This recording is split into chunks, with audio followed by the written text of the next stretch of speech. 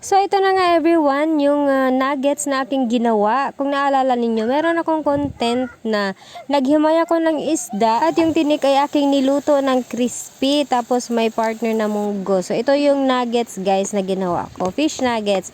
Ang akin lamang po ingredients dito ay kalabasa, bawang, sibuyas, asin, tapos yung paminta, cornstarch, 2 itlog, at nilagyan po natin ng dinurog na feta biscuit as ating breadcrumbs. So yun, hindi na ako na problema pa kung ano yung ipapabaon ko sa aking mga kids dahil meron akong nagawang nuggets. At itong nuggets na ito ay tumagal ng 3 araw dahil 3 nga naman ang estudyante namin dito.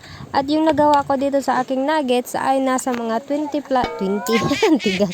Nasa mga 20 plus peraso. Kailangan talaga dumiskarte tayo everyone dahil hindi naman pwedeng puro processed foods ang ating pinapabaon sa ating mga anak, diba?